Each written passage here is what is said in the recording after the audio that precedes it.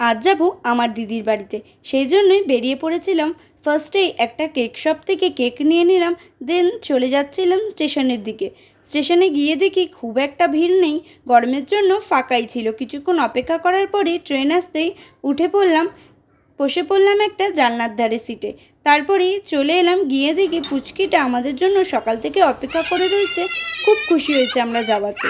তারপরে মা অন্নপূর্ণার দর্শন করে নিয়ে আমরাও লাঞ্চটাকে কমপ্লিট করে নিলাম।